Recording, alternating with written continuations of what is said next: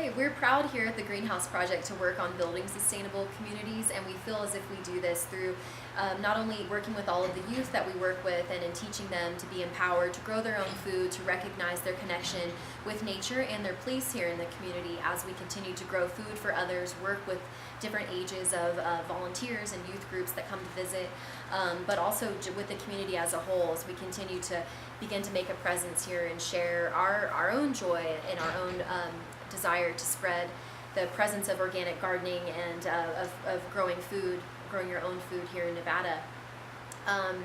Let's see. So we do provide for our food banks. We provide 4 food banks at this time. Last year we provided over 4,000 pounds of food grown here on site. We also get volunteers to go out into the community to harvest fruit from fruit trees from residents that are no longer harvesting from their trees or unable to. Last year we were able to get cherries, apples, plums, apricots from this, so trying to get out in the community in that way. We're also supporting the businesses in our community through our purchases of garden supplies and things like peat moss and perlite and fertilizers that we need locally.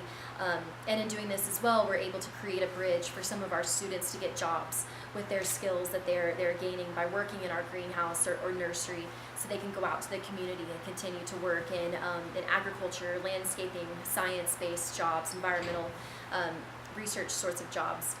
So we're proud to be able to do that with our students in the community. Thinking about sustainable communities, I think, is, some of the aspects of our project are very unique, including the fact that our produce, most of it actually goes to people who can't afford to buy it otherwise. And I think that's something that gets forgotten sometimes when we talk about sustainability and sustainable practices. There are people that can afford to buy that organic produce and go to the farmer's market and things like that. But there are many other people in the community that just part of their lifestyle or their situation in life, they just cannot participate. And so we're kind of bringing them into that fold and allowing them to. We of course practice sustainable agriculture, and to us this means growing without the use of synthetic fertilizers or synthetic pesticides. We continue to keep a healthy atmosphere for youth and as well as adults to work within our greenhouse. We do utilize a greenhouse in this often windy, quickly weather-changing, rough environment in the desert, and we, as cultivators of landscapes that gardeners and farmers are, we try and cultivate a healthy landscape with a rich soil ecology and using recycled nutrients through compost, through manure, things like that, pine needles coming from the Tahoe area to help mulch our beds and adjust the pH and acidity of our garden beds. So trying to create a full circle process and organization here, while also closing the circle of needing to continue to gain materials from outside of Nevada as well. We also employ compost teas. We're able to make rich, nutrient-rich teas for our produce, and we teach these skills to our students and volunteers that come work with us so that they know how to be thrifty in growing things, how to also care for ecology and environment.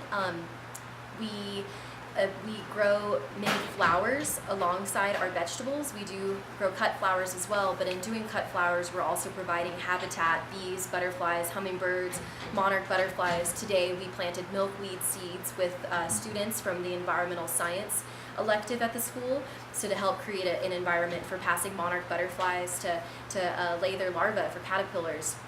So we try and take local knowledge from this area and be wise with our water use. We practice drip irrigation and as much water conservation as we can, and take advice from all the old timers and wise ones out here that have been growing food for a long time. Try and practice seed saving when we can for our flowers and herbs, some of our vegetables, and learn from the wise that have done it here before us.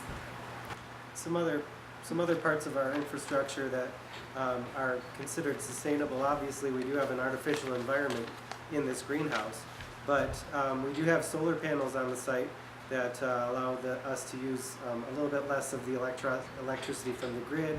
We're generating it through solar. We also have a ground source heat pump that allows us to use ground temperatures in the greenhouse. So we're minimizing the use of fossil fuels to regulate the temperature within this environment.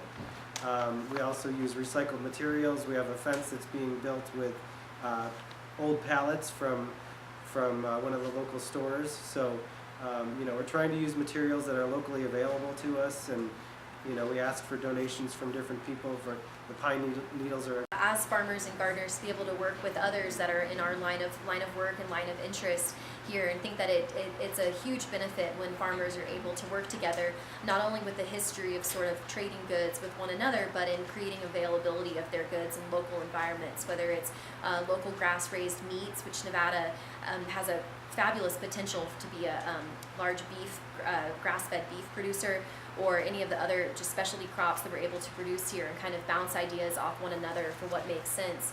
And I think it's important to consider, have you thanked a farmer today? Have you hugged a farmer today for all of the food that we consume and products that we consume? So to have that conversation and community with other local growers to kind of close the food gaps and close the food deserts that are happening in different areas. Even though we are an ecological desert, we don't need to be a food desert. If we use our water wisely, we use our time and labors wisely. So I think that's great that as a community in Nevada, we're able to exchange ideas and time and efforts in with sustainable. And the community here is probably a little bit younger than, not as advanced as some other parts of the country where farmers have been producing and contributing to a larger local economy over time. Nevada's local food economy is growing, and I think there are more people that are interested in farming around here. And hey, we choose to live in this amazing landscape, and it is a desert. It's not thought of as the most agricultural of places, but that doesn't mean that we can't make strides to make. We do need to think small.